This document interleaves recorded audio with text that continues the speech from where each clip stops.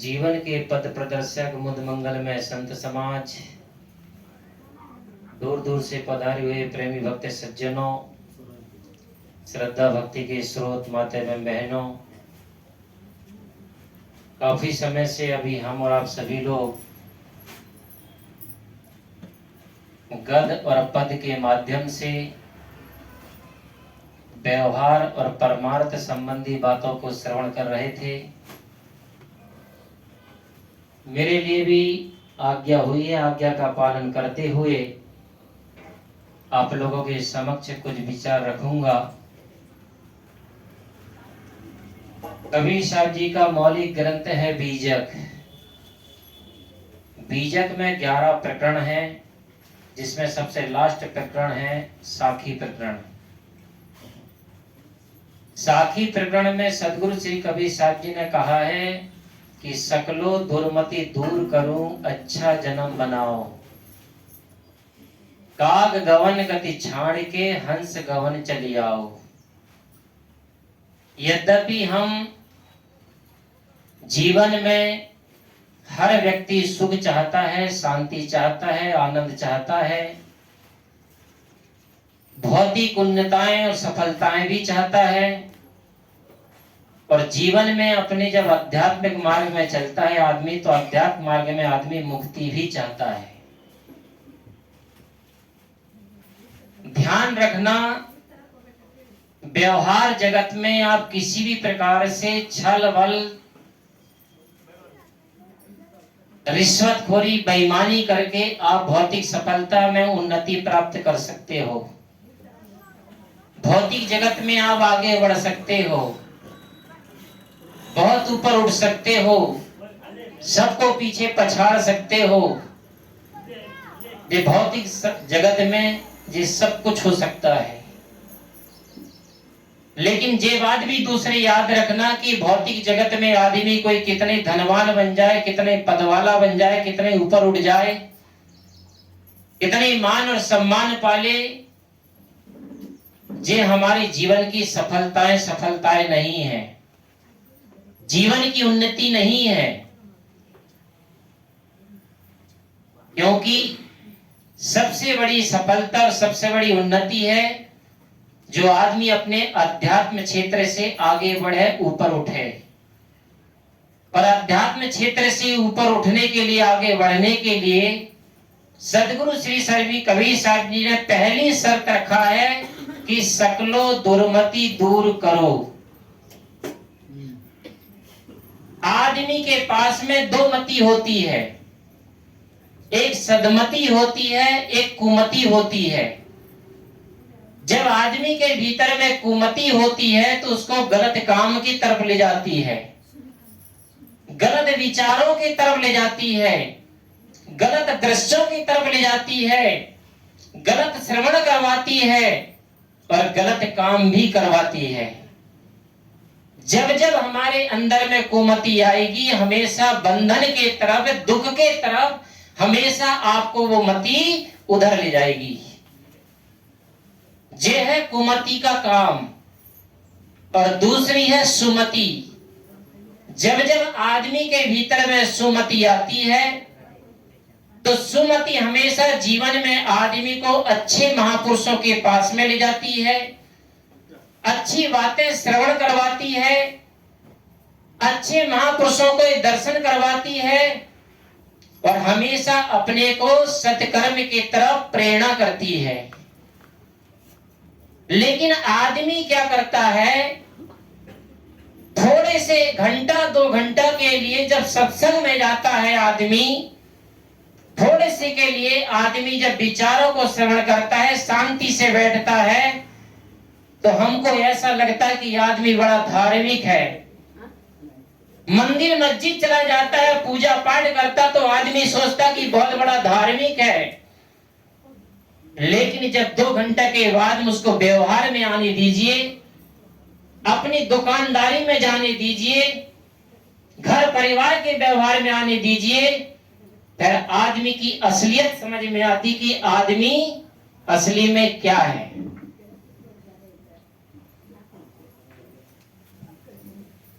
ಸಂತೋಷ್ ಸಾಹೇಬರು ಮೊಟ್ಟ ಮೊದಲಿಗೆ ಗೋದಪ್ರಿಯ ಸಾಹೇಬರಿಗೆ ವಂದನೆಗಳನ್ನು ಮತ್ತು ನೆರೆದಿರ ಬಂದಿರತಕ್ಕಂಥ ಎಲ್ಲ ಮಹಾತ್ಮರಿಗೆ ಎಲ್ಲರಿಗೂ ಸಹ ಒಂದು ಅಭಿನಂದನೆಯನ್ನು ಸಲ್ಲಿಸಿ ಒಂದು ಬೀಜಕ್ ಗ್ರಂಥ ವಿಚಾರದಲ್ಲಿ ತೆಗೆದುಕೊಂಡ್ರು. ಇಲ್ಲಿವರೆಗೂ ನಾವು ಬಹಳ ಸಮಯದಿಂದ ವ್ಯವಹಾರ ವಿಷಯವಾಗಿ ವಿಚಾರಗಳನ್ನು ಕೇಳಿದ್ವಿ ಅನ್ನೋದು ಒಂದು ವಿಚಾರ ಹೇಳಿದ್ರು. ಸಾಕಿ 11ನೇ ಪ್ರಕರಣ ಸಕಲೋ ದುರ್ಮತಿ ದೂರು ಕಲೋ ಅಚ್ಚಾ ಜನ್ಮ ಬನಾವ, ಈ ವಿಚಾರದಲ್ಲಿ ಹೇಳ್ತಾ ಇದ್ದಾರೆ. ನಾವು ವ್ಯವಹಾರದಲ್ಲಿ ಮೇಲೆ ಬರೋದಕ್ಕೆ, ಡೆವಲಪ್ ಅಭಿವೃದ್ಧಿ ಆಗೋದಕ್ಕೆ ಏನೆಲ್ಲ ಕೆಲಸ ಕಾರ್ಯಗಳನ್ನ ಮಾಡ್ತೀವಿ, ಎಲ್ಲರನ್ನ ಹಿಂದೆ ಇಕ್ತೀವಿ, ಮುಂದೆ ಹೆಜ್ಜೆ ಇಡ್ತಾ ಇರ್ತೀವಿ. ಅದಕ್ಕೆ ಏನ್ ಬೇಕೋ ಕಪಟ ವಂಚನೆ ಏನ್ ಬೇಕೋ ಮಾಡ್ತಾ ಇರ್ತೀವಿ. ಆಗ ನಾವು ಸಫಲತೆಯನ್ನು ಹೊಂದ್ತೀವಿ, ಅದರಲ್ಲಿ ಶ್ರೀಮಂತರಾಗ್ತೀವಿ, ಸನ್ಮಾನಗಳು ಎಲ್ಲ. ನಾವೆಲ್ಲ ಇದನ್ನೇ ಉನ್ನತಿ ಅಂತ ತಿಳ್ಕೊಂಡ್ಬಿಟ್ಟಿದೀವಿ. ನಮ್ಮ ಜೀವನದಲ್ಲಿ ಇದೇ ದೊಡ್ಡದು ಅಂತ ತಿಳ್ಕೊಂಡ್ಬಿಟ್ಟಿದೀವಿ. ಇದು ಉನ್ನತಿ ಅಲ್ಲ. ಆಧ್ಯಾತ್ಮಿಕ ಮಾರ್ಗದಲ್ಲಿ ಯಾರು ಪ್ರವೇಶ ಮಾಡಿ ಮುಂದೆ ಮುಂದೆ ಹೋಗ್ತಾರೋ ಅದು ಉನ್ನತಿ. ಈ ಸಾಕಿ ವಿಚಾರ ತೆಗೆದುಕೊಂಡು ಹೇಳಿದ್ರು. ಸುಮತಿ ಕುಮತಿ. ಕುಮತಿ ಅಂದ್ರೆ ತಪ್ಪು ಕೆಲಸಗಳನ್ನ ಮಾಡೋದು, ತಪ್ಪು ವಿಚಾರಗಳನ್ನ ಕೇಳೋದು, ತಪ್ಪು ದೃಶ್ಯಗಳನ್ನ ನೋಡುವುದು, ಇವೆಲ್ಲವೂ ಸಹ ತಪ್ಪು, ಕುಮತಿ. ಅದಕ್ಕೆ ಅರ್ಥ ಹೇಳ್ತಾರೆ. ಇವೆಲ್ಲ ನಮ್ಮನ್ನ ಬಂಧನದ ಕಡೆಗೆ ತೆಗೆದುಕೊಂಡು ಹೋಗುತ್ತೆ. ಬಂಧನ ಅಂದ್ರೆ ಹುಟ್ಟುವುದು, ಸಾಯುವುದು. ಮತ್ತು ಸುಮತಿ ಅಂದ್ರೆ ಒಳಗಡೆ ನಮ್ಮ ಮನಸ್ಸನ್ನ, ನಮ್ಮ ಬುದ್ಧಿಶಕ್ತಿಯನ್ನ, ಇವುಗಳನ್ನೆಲ್ಲ ಸನ್ಮಾರ್ಗದಲ್ಲಿ ತೆಗೆದುಕೊಂಡು ಹೋಗೋದು ಸುಮತಿ. ಅದು ಯಾವ ರೀತಿ ಅಂದ್ರೆ ಮಹಾತ್ಮರ ದರ್ಶನ, ಮಹಾತ್ಮರ ಸಾನ್ನಿಧ್ಯ, ಮಹಾತ್ಮರ ವಿಚಾರ, ಇವುಗಳೆಲ್ಲವೂ ಸಹ ನಮ್ಮನ್ನ ಸತ್ಕರ್ಮ ಕಡೆಗೆ ತೆಗೆದುಕೊಂಡು ಹೋಗುತ್ತೆ. ಮನುಷ್ಯ 1-2 ಗಂಟೆ ಕಾಲ ಸತ್ಸಂಗ ಮಾಡಿಬಿಟ್ರೆ, ಒಳ್ಳೆ ಧಾರ್ಮಿಕ ಪೂಜಾ ಕಾರ್ಯಕ್ರಮಗಳನ್ನ ಮಾಡಿಬಿಟ್ರೆ ನಾವು ಆತನನ್ನ ದೊಡ್ಡ ಮನುಷ್ಯ ಅಂತ ತಿಳ್ಕೊಳ್ತೀವಿ. ಅವನು 2 ಗಂಟೆಗಳ ಕಾಲ ಇರ್ತಾನೆ ಸತ್ಸಂಗ. ಈಗ 1:30-2 ಗಂಟೆಗೆ ಮುಗಿದೋಯ್ತು. ನಂತರ ಅವನು ಹೊರಗಡೆ ಹೋದಾಗ ಆಗ ಆತನ ಒಂದು ವಿಚಾರಗಳು ಪ್ರಕಟವಾಗುತ್ತವೆ. ಇಲ್ಲಿನವರೆಗೂ ಧಾರ್ಮಿಕವಾಗಿರ್ತಾನೆ, ಸತ್ಸಂಗದಲ್ಲಿ ಭಾಗವಹಿಸಿದ್ದ ಧಾರ್ಮಿಕನಾಗಿದ್ದಾನೆ, ಪೂಜಾ ಕಾರ್ಯಕ್ರಮಗಳಲ್ಲಿ ಭಾಗವಹಿಸಿದ ಧಾರ್ಮಿಕನಾಗಿದ್ದಾನೆ. ಎಲ್ಲರ ಕಣ್ಣಿಗೂ ಅಷ್ಟೇ ಧಾರ್ಮಿಕ ವ್ಯಕ್ತಿ. ರಂಗಸ್ವಾಮಿ ಧಾರ್ಮಿಕ ವ್ಯಕ್ತಿ. ಹೊರಗಡೆ ಹೋದಾಗ, ನಾನು ವ್ಯವಹಾರಕ್ಕೆ ಇಳಿದಾಗ ನನ್ನ ವಿಚಾರಗಳ ಒಳಗಿನ ವಿಚಾರಗಳು ಪ್ರಕಟವಾಗುತ್ತವೆ. तो कबीर साहब जी कहते हैं कि हम जीवन में सबसे पहले हमारे अंदर में अपनी दुर्मति को दूर करो। यद्यपि आदमी अच्छी बातें बोल लेने से कोई आदमी बहुत बड़ा धार्मिक नहीं हो जाता है। अच्छी जगह चले जाने से जे मत सोचिए कि आदमी बहुत बड़ा पुण्यशाली है, या फल पैंट शर्ट उतार करके साधु के भेष पहन लेना भी ये जरूरी नहीं कि वो साधु है। क्योंकि महापुरुष कहते हैं कि दुनिया में आलम बहुत है, अभिमान करके बोलते, उपदेश करते और को अपनी कसर नहीं खोलते। दूसरे को उपदेश देना, दूसरे को कथा वार्ता सुना देना, दूसरे को ज्ञान की बातें बता देना बहुत आसान है, बहुत सरल है। लेकिन अपने भीतर में जो कसर है, अपने भीतर जो कमियां हैं, अपनी तरफ जो बुराइयां हैं, अपने भीतर जो कुआदतें हैं, कुवासनाएं हैं, इनको मिटाना, इनको छुड़ाना, इनसे अलग होना कबीर साहब जी कहते बहुत कठिन है। और जब तक ये भीतर की, अपने भीतर की मलिन वासनाएं, मलिन विचार, गंदी आदतें जब तक हमारे जीवन से अलग ना हो जाएं, तब तक ये बातें हमारे जीवन में कोई भी काम आने वाली नहीं है। इसलिए सबसे पहले सदगुरु श्री कबीर साहब जी कहते हैं कि आदमी जीवन में क्या कर रहा है, हमेशा दूसरों की तरफ नजर गड़ाए है।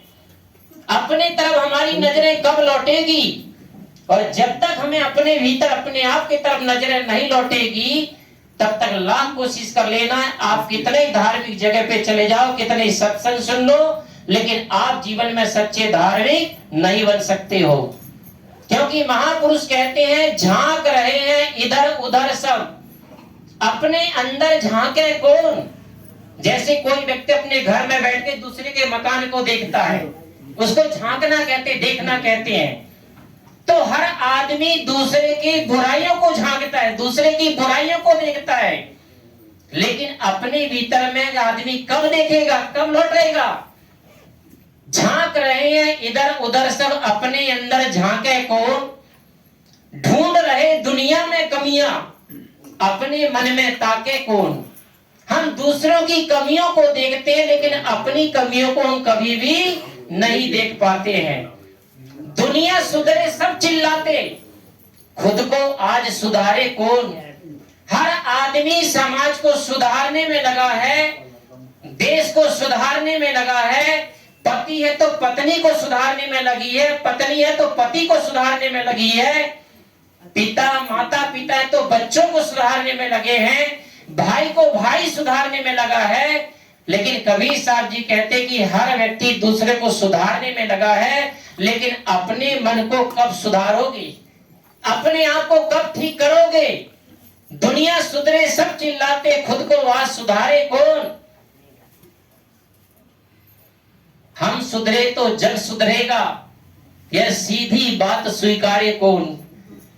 कबीर साहब जी कहते कि जब पहले बात कि हम सुधर जाएंगे ना, तभी हम जग को सुधार सकते हैं, जग को ठीक कर सकते हैं, दूसरे को सही रास्ता सही मार्ग दिखा सकते हैं, इसके पहले नहीं।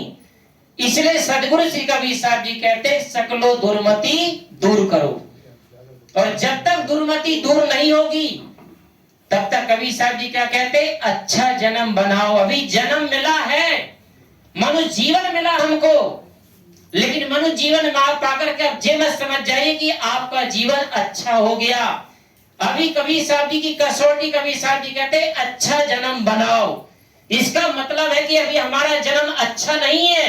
अच्छा बनाने के लिए हमें बहुत प्रयास करना पड़ेगा, बहुत मेहनत करना पड़ेगा, बहुत अनुशासित जिंदगी जीना पड़ेगा, बहुत संयमित जीवन जीना पड़ेगा, बहुत साधना में जीवन बनाना पड़ेगा, तब हमारा जीवन अच्छा बनेगा। ಮತ್ತೆ ಮುಂದುವರೆದು ಹೇಳಿದ್ರು, ದುರ್ಮತಿ ಕರೋ, ಒಳ್ಳೆ ಮಾತುಗಳನ್ನ ಮನುಷ್ಯ ಹೇಳಿದ ಮಾತ್ರಕ್ಕೆ, ಒಳ್ಳೆ ಕಾರ್ಯಗಳನ್ನ ಮಾಡಿದ ಮಾತ್ರಕ್ಕೆ ಮನುಷ್ಯ ಪುಣ್ಯಶಾಲಿ ಆಗೋದಕ್ಕೆ ಸಾಧ್ಯ ಇಲ್ಲ. ಸಾಧುಗಳ ವಿಚಾರದಲ್ಲಿ ಹೇಳಿದ್ರು, ಪ್ರಥಮವಾಗಿ ಸಾಧುಗಳು ಯಾವ ರೀತಿ ಇರಬೇಕು ಅಂದ್ರೆ, ಮೊಟ್ಟ ಮೊದಲಿಗೆ ತನ್ನಲ್ಲಿರತಕ್ಕಂತ ಮಲಿನ ವಾಸನೆಗಳನ್ನ ದೂರ ಮಾಡ್ಕೊಳ್ಬೇಕು, ತನ್ನಲ್ಲಿರತಕ್ಕಂತ ಮಲಿನ ವಿಚಾರಗಳನ್ನ ದೂರ ಮಾಡ್ಕೊಳ್ಬೇಕು. ಆದ್ರೆ ನಾವೇನ್ ಮಾಡ್ತಾ ಇದೀವಿ ಅಂದ್ರೆ, ಹೊರಗಡೆ ಬೇರೆಯವರನ್ನ ವಿಚಾರ ತಿಳಿಸಕ್ ಹೋಗ್ತಾ ಇದೀವಿ, ಅವ್ರಿಗೆ ಒಳ್ಳೇದಾಗ್ಲಿ ಅಂತೇಳಿ ಸತ್ಸಂಗ ಎಲ್ಲ ಮಾಡ್ತಾ ಇದೀವಿ. ಆದ್ರೆ ಇದು ಕೆಲಸಕ್ಕೆ ಬರದೇ ಇರೋದು. ಮೊಟ್ಟ ಮೊದಲಿಗೆ ತನ್ನನ್ನ ತಾನು ಸುಧಾರಣೆ ಮಾಡ್ಕೊಳ್ಬೇಕು. ಆದ್ರೆ ಮನುಷ್ಯ ಏನ್ ಮಾಡ್ತಾ ಇದ್ದಾನೆ, ಪ್ರಪಂಚನ ಸುಧಾರಣೆ ಮಾಡಕ್ ಹೋಗ್ತಾ ಇದ್ದಾನೆ, ಸಮಾಜನ ಸುಧಾರಣೆ ಮಾಡಕ್ ಹೋಗ್ತಾನೆ. ಈ ತಂದೆ ತಾಯಿಗಳು ಎಲ್ಲರೂ ಸೇರಿ ಕುಟುಂಬ ಪರಸ್ಪರ ಅವ್ರನ್ನ ಸುಧಾರಣೆ ಮಾಡೋದಕ್ಕೆ ಹೋಗ್ತಾ ಇದ್ದಾರೆ. ಆದ್ರೆ ತನ್ನನ್ನ ತಾನು ಸುಧಾರಣೆ ಮಾಡ್ಕೊಳಕ್ ಹೋಗ್ತಾ ಇಲ್ಲ. ಸುಧಾರಣೆ ಅಂದ್ರೆ ತನ್ನಲ್ಲಿರತಕ್ಕಂತ ಒಂದು ದುರ್ವಿಚಾರಗಳನ್ನ ದೂರ ಮಾಡೋದು ಸುಧಾರಣೆ. ಈ ಮನಸ್ಸಿನ ಮೂಲಕ ಅದನ್ನ ಸುಧಾರಣೆ ಮಾಡ್ಕೊಳ್ಬೇಕು. ಮೊದಲು ಈತನು ಸುಧಾರಣೆ ಆಗಿದ್ರೆ ಜಗತ್ತು ಸುಧಾರಣೆ ಆಗುತ್ತೆ, ಕುಟುಂಬ ಸುಧಾರಣೆ ಆಗುತ್ತೆ ಅಮ್ಮ. ಹಾಗಾಗಿ ಅದನ್ನ ಹೇಳ್ತಾ ಇರೋದು, ಸಕಲೋ ದುರ್ಮತಿ ದೂರ ಕರೋ. ಈ ಕಬೀರ್ ಸಾಹೇಬ್ರು ಹೇಳ್ತಾ ಇದ್ದಾರೆ, ಪರೀಕ್ಷೆ ನಮಗ್ ಒಳ್ಳೆ ಜನ್ಮ ಸಿಕ್ಕಿದೆ, ಮನುಷ್ಯ ಜನ್ಮ ಸಿಕ್ಕಿದೆ, ಇಲ್ಲ ಅಂತ ಹೇಳಿಲ್ಲ. ಈ ಮನುಷ್ಯ ಜನ್ಮ ಸಿಕ್ಕಿದೆ, ಆದ್ರೆ ಒಳ್ಳೆದನ್ನು ಮಾಡ್ಕೊಂಡಾಗ ಮಾತ್ರ ಅದು ಒಳ್ಳೆ ಮನುಷ್ಯ ಜನ್ಮ ಸಾರ್ಥಕ ಆಗುತ್ತೆ. ಹಾಗಾಗಿ ಒಳ್ಳೆ ಮನುಷ್ಯ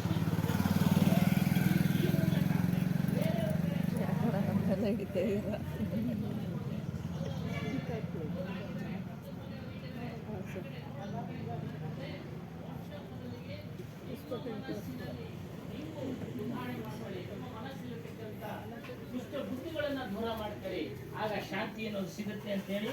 ಹಾಗಾಗಿ ಮತ್ತೆ ಇನ್ನೊಂದು ಹೇಳಿದ್ರು, ಕಷ್ಟ ಇದೆ, ಪರೀಕ್ಷೆ ಇದೆ, ಕಷ್ಟ. ಪರೀಕ್ಷೆನಲ್ಲಿ ಏನು, ಈ ಮಾನವ ಜನ್ಮದಲ್ಲಿ ಒಳ್ಳೇದು ಮಾಡ್ಬೇಕು, ಒಳ್ಳೇದು ಅನ್ನಿಸ್ಕೊಳ್ಬೇಕಾದ್ರೆ ಬಹಳ ತಾಳ್ಮೆಯಿಂದ ಇರ್ಬೇಕು. बोलिए ಪ್ರಯಾಸ श्री ಮಾಡ್ಬೇಕು, सद्गुरुदेव की ಸಾಧನೆ ಮಾಡ್ಬೇಕು जय। ಅನ್ನೋ ಒಂದು ವಿಚಾರವನ್ನ ತಿಳಿಸಿದ್ರು.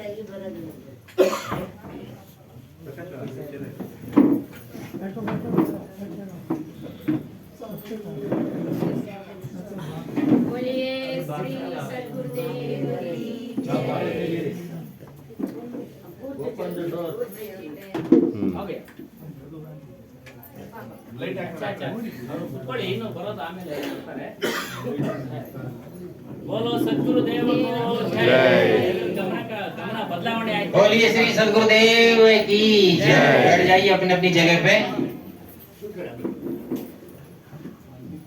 तो सदगुरु श्री कबीर साहब जी इस प्रकार से कहते हैं कि आदमी अपने जीवन में अपने सबसे पहले जब तक जीवन अच्छा नहीं बनेगा तब तक मुक्ति मिल नहीं सकती है।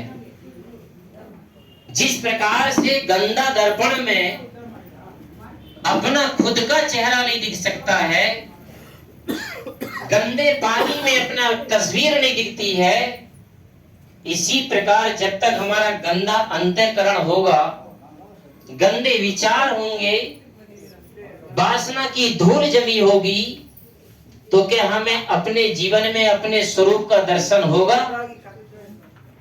हमें मुक्ति मिलेगी? ये नहीं हो सकता है। इसलिए सदगुरु श्री कबीर साहब जी कहते हैं कि दर्शन को दिल चाहिए तो दर्पण मांझत रहिए, और दर्पण पे लागी काई तो दरस कहां से पाई। हमें अगर अपना दर्पण में चेहरा देखना होता है तो हर दिन दर्पण को साफ करना पड़ता है। इसी प्रकार कबीर साहब जी कहते तुम्हें अपने स्वरूप का दर्शन करना, अपने स्वरूप की अनुभूति पाना है, तो हर दिन आपको भी अपने अंतःकरण की वासना जमी हुई धूल को ज्ञान विवेक से साफ करना पड़ेगा।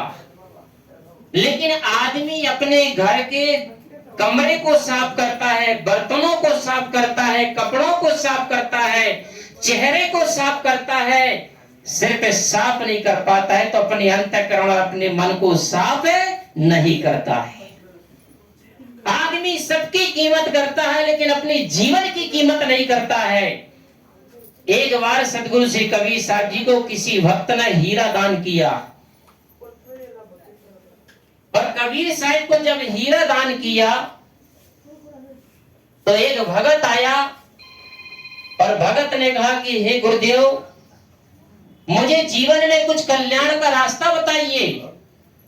और जो भगत आया था, भगत भी बना था लेकिन तंबाकू भी खाता था, बीड़ी भी पीता था, शराब भी पीता था, मांस भी खाता था, दुष्कर्म भी करता था, और भगत भी बना था। तो कबीर साहब ने सबसे पहले जो किसी भगत ने हीरा चढ़ाया था, वो हीरा कबीर साहब ने उस भगत को दिया, और उसके हाथ में देने के बाद में कबीर साहब जी ने कहा कि सबसे पहले जाओ इस हीरा की बाजार में ले जाओ और इसकी कीमत पूछ करके आना। हर दुकान दुकान में इसकी कीमत पूछ करके आना, लेकिन ध्यान रखना इसको बेचना नहीं। कहानी बड़े ध्यान से सुनना, इस हीरा को बेचना नहीं है, सिर्फ कीमत पूछ करके आना है।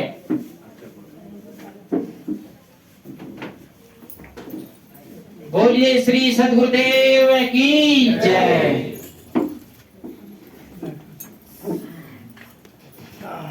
साहेब बंदगी, साहेब साहेब।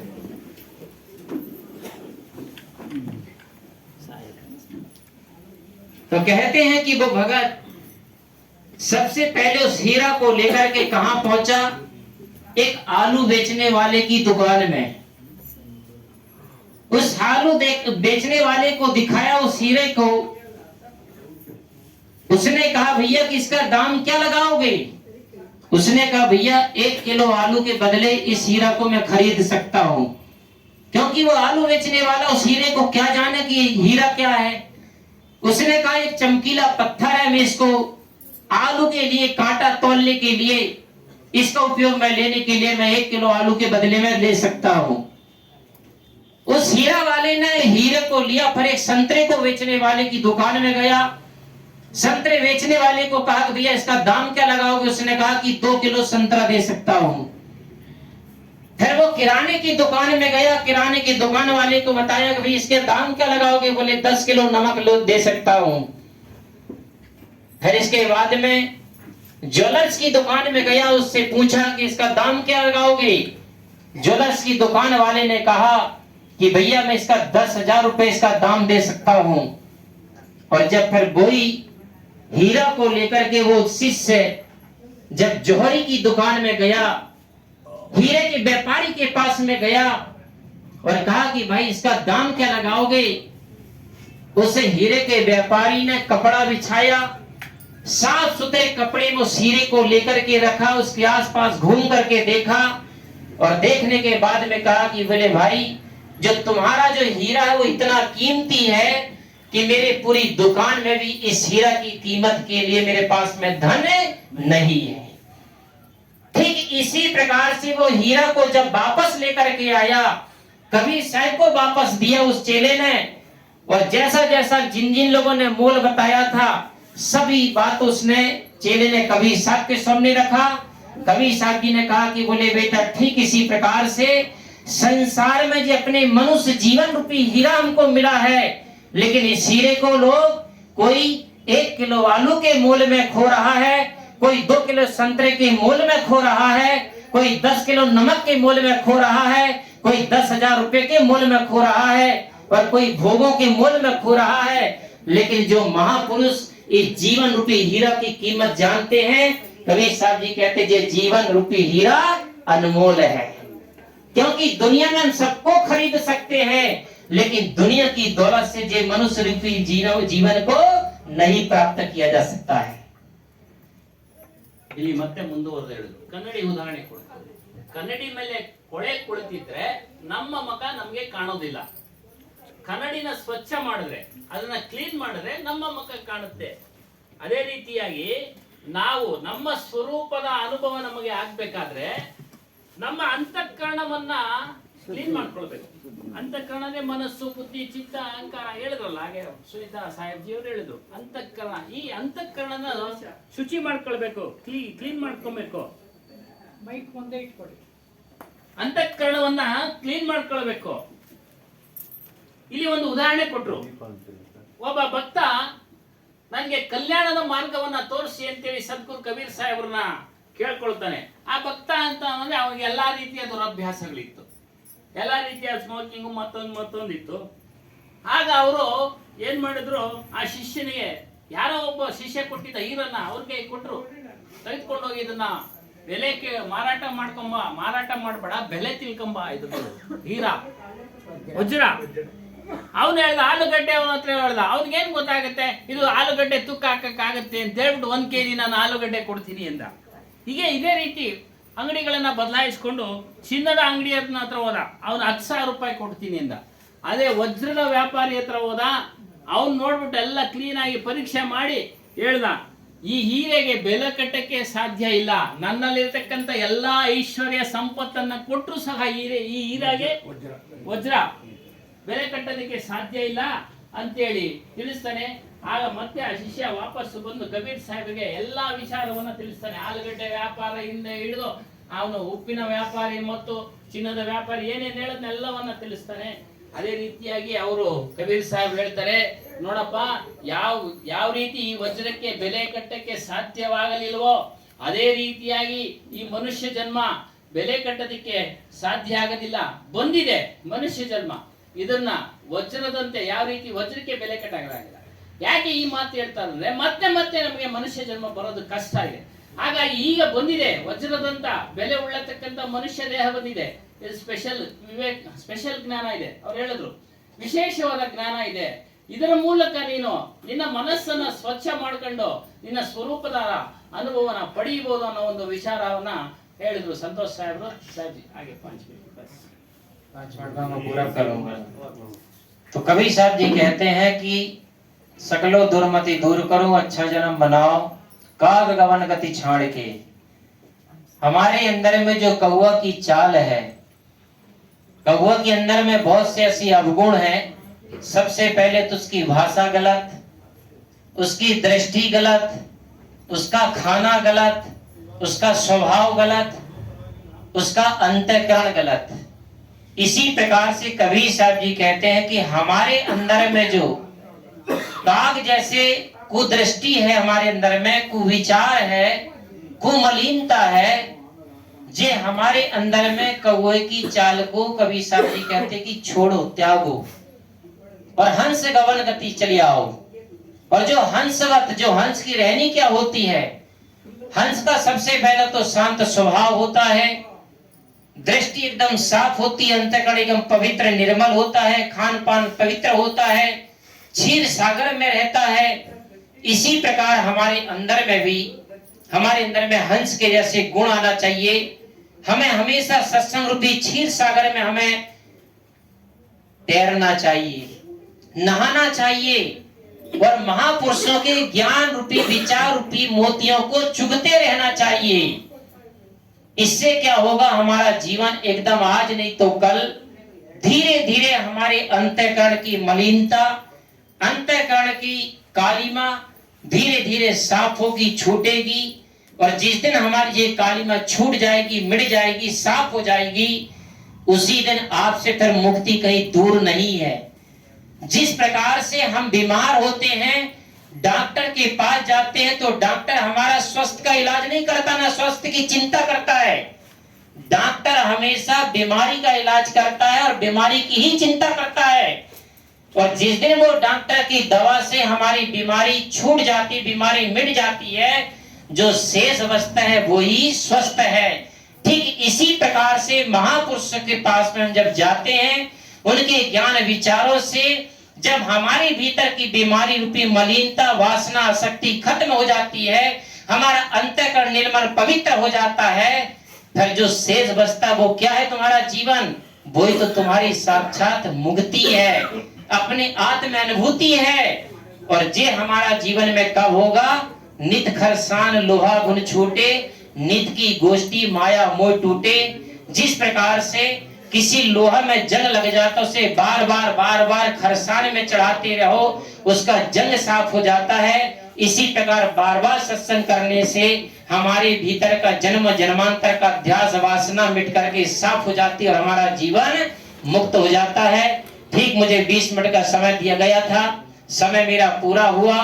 क्योंकि कहते हैं जो गाड़ी को अगर स्टेशन पर रोके तो उसे कहते खिलाड़ी, गाड़ी को अगर स्टेशन पर रोके तो उसे कहते खिलाड़ी, और जो स्टेशन से आगे या पीछे रोके उसे कहते अनाड़ी। तो हमें भैया अनाड़ी नहीं बन रहा है, इसलिए हमारा समय पूरा हुआ। आप लोगों ने बड़े शांति से बात को श्रवण किया, इसके लिए बहुत बहुत धन्यवाद है। ठीक घड़ी कर रहे इंतजार, और आप लोगों के भीतर में बैठे हुए प्रभु को नमस्कार। बोलिए सद्गुरु श्री कबीर साहेब की जय। ಮತ್ತೆ ಮುಂದುವರೆದು ಕಾಗೆಯ ಗುಣ ಆ ಸಾಕಿನಲ್ಲಿ ಬರುತ್ತೆ. ಕಾಗೆಯ ಗುಣ ಅವುಗಳಲ್ಲಿ ಇರತಕ್ಕಂಥದ್ದೆಲ್ಲ ಅದರ ಒಂದು ಭಾಷೆ ಕರ್ಕಶವಾಗಿದೆ, ಅದರ ದೃಷ್ಟಿ ಸ್ವಭಾವ ಎಲ್ಲವೂ ಸಹ ಒಂದು ಕುಮಲಿನತೆ, ಒಂದು ಮಲಿನತೆಯಿಂದ ಕೂಡಿದೆ. ಅದನ್ನ ನಾವು ತ್ಯಾಗ ಮಾಡಬೇಕು. ಕಾಗೆ ಸ್ವಭಾವ ಏನೇನಿದೆ ಅದೆಲ್ಲ ನಾವು ಮನಸ್ಸಿನಲ್ಲಿದ್ರೆ ಅವನ್ನ ತ್ಯಾಗ ಮಾಡಬೇಕು. ಹಂಸದಂತೆ ನಮ್ಮ ಒಂದು ಚಲನವಲನಗಳಿರಬೇಕು, ಹಂಸದಂತೆ ನಡಿಗೆ ಇರಬೇಕು ಅಂತ ಹೇಳ್ತಾರಲ್ಲ, ಅದೇ ರೀತಿಯಾಗಿ ನಮ್ಮ ಸ್ವಭಾವ ಹಂಸದಂತೆ ಅದು ಶಾಂತ ಸ್ವರೂಪವಾಗಿರುತ್ತೆ. ಅದು ಊಟ ಮಾಡತಕ್ಕಂಥದ್ದು ಪವಿತ್ರವಾದದ್ದು ಯಾವುದು, ಮೋತಿನ ಊಟ ಮಾಡುತ್ತೆ ಅಂತ ನಾವು ಕೇಳಿದೀವಿ. ಅದ್ರ ವಾಸ ಕ್ಷೀರ ಸಾಗುತ್ತೆ, ನಿರ್ಮಲವಾದ ಪ್ರದೇಶದಲ್ಲಿ ಅದು ವಾಸ ಮಾಡುತ್ತೆ. ಅದೇ ರೀತಿಯಾಗಿ ಅಂತ ಒಂದು ಸ್ಥಿತಿ ನಮ್ಗೆ ಎಲ್ಲಿ ಸಿಗುತ್ತೆ ಅಂತ ಅಂದ್ರೆ ಸತ್ಸಂಗದಲ್ಲಿ ಸಿಗುತ್ತೆ, ಸತ್ಸಂಗದಲ್ಲಿ ಸಿಗುತ್ತೆ. ಹಂಸದಂತೆ ನಾವು ನಡಿಬೇಕಾದ್ರೆ, ಹಂಸದಂತೆ ನಾವು ಜೀವನ ಮಾಡ್ಬೇಕಾದ್ರೆ ನಮ್ಗೆ ಗುರುಗಳು ತಿಳಿಸ್ಕೊಡ್ತಾರೆ. ಆಗ ನಾವು ಗುರುಗಳು ತಿಳಿಸ್ಕೊಟ್ಟತಕ್ಕಂಥ ವಿಚಾರಗಳೇ ನಮಗೆ ಮೋತಿ. ಅದನ್ನು ನಾವು ತೆಗೆದುಕೊಳ್ತಾ ಇದ್ರೆ ದಿನಪ್ರತಿ ನಾವು ಖಂಡಿತವಾಗ್ಲೂ ಸುಧಾರಣೆ ಆಗ್ತೀವಿ, ಮುಕ್ತಿಯ ಸ್ಥಿತಿನ ಪಡಿತೀವಿ ಅಂತ ಹೇಳಿದ್ರು. ಡಾಕ್ಟರ್ ಹತ್ರ ಹೋದ್ರೆ ಶರೀರಕ್ಕೆ ಔಷಧಿ ಕೊಟ್ಟು ಕಾಯಿಲೆ ವಾಸಿ ಮಾಡ್ತಾನೆ, ಅವನು ಶರೀರದ ಚಿಂತನೆ ಮಾಡ್ತಾನೆ. ಇವ್ರು ಯಾವ ರೀತಿ ಏನ್ ಕೊಟ್ರೆ ವಾಸಿ ಮಾಡ್ಬೇಕು, ವಾಸಿ ಆಗುತ್ತೆ ಅನ್ನೋದ್ರ ಬಗ್ಗೆ ಚಿಂತೆ ಮಾಡಿ ನಮ್ಮ ಕಾಯಿಲೆನ ವಾಸಿ ಮಾಡಿ ನಮ್ಮನ್ನು ಆರೋಗ್ಯವಂತನನ್ನಾಗಿ ಮಾಡ್ತಾನೆ.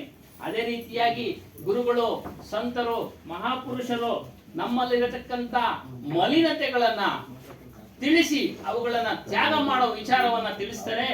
ಆಗ ನಾವು ದಿನಪ್ರತಿ ಸುಧಾರಣೆ ಆಗಿ ಮುಕ್ತಿಯ ಸ್ಥಾನವನ್ನ ಪಡಿತೀವಿ. ಕೊನೆಯದೊಂದು ಮಾತು ಹೇಳಿದ್ರು, ಗಾಡಿ ಯಾವುದೇ ಒಂದು ನಾವು ಚಾಲನೆ ಮಾಡತಕ್ಕಂತ ಒಂದು ಕಾರು, ಸ್ಕೂಟ್ರು ಇವೆಲ್ಲವೂ ಅಷ್ಟೇ ಸರಿಯಾದ ಜಾಗದಲ್ಲಿ ನಿಲ್ಲಿಸಿದ್ರೆ ನಾವು ಹುಷಾರಾಗಿದ್ದೀವಿ ಅಂತ.